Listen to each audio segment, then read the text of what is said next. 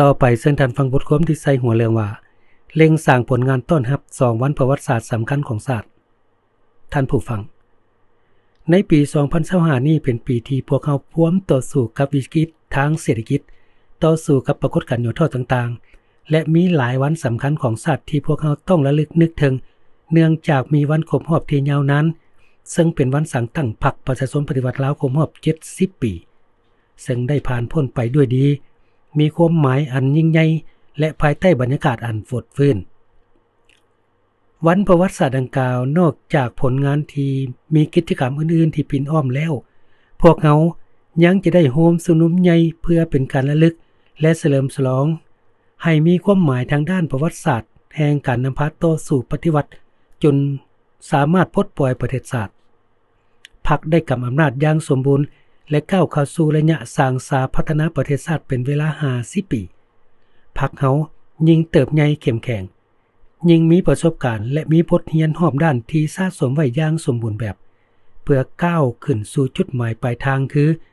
สร้างประเทศลาวให้เป็นประเทศสังคมนิยมด้วยความเจริญรุ่งเรืองอยู่ดีกินดีของประชาชนบัดเฮาตามความมุ่งมั่นปรารถนาส่วน2วันประวัติศาสตร์อันสำคัญที่พวกเฮาพร้อมนับถอยหลัง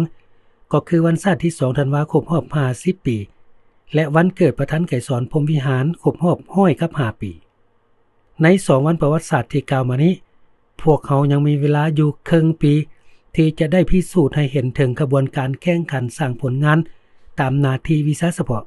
และความรับผิดชอบในแต่ละของเขตให้มีผลสำเร็จตามเป้าหมายที่ได้คาดกะเอาไว้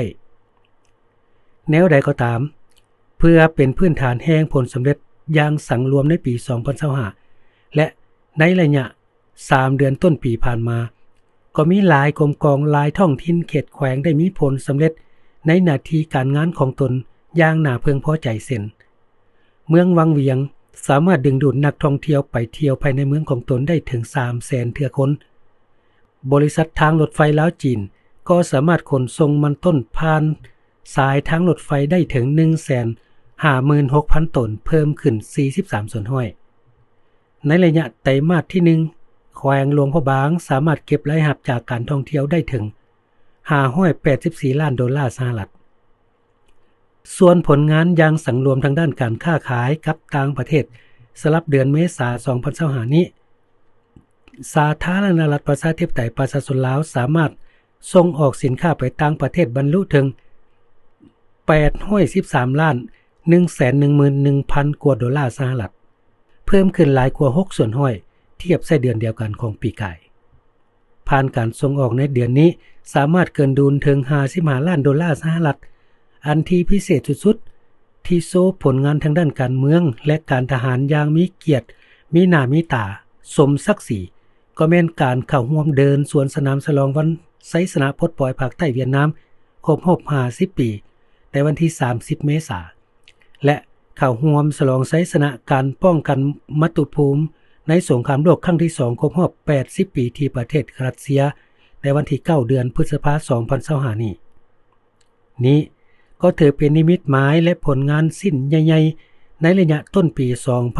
2025นอกจากที่ได้ยกมาเป็นตัวอย่างนั้นแล้วยังมีหลายกรมกองท้องถิ่นบ่ว่าในแขนงเศรษฐกิจและสังคมก็สามารถบรรลุผลงานของตนในระยะไตรมาสที่1ต้นปี2025อย่างหลวงหลายฉะนั้นยิ่งกว่าเวลาได้หมดที่พวกเราต้องเล็งหันโอกาสให้เป็นผลงานเป็นเงินเป็นคำเพื่อต้อนรับ2วันประวัติศาสตร์ดังกล่าวทั้งเป็นโอกาสญาติเวลาสร้างสาพัฒนาประเทศชาติให้เจริญก้าวหน้าเทียมทันเหมือนดังเพื่อนมิตรในอาเซียนและอยู่ในโลก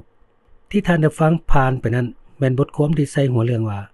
เล็งสร้างผลงานต้อนรับ2วันประวัติศาสตร์สำคัญของชาติบทความโดยทิดกรรม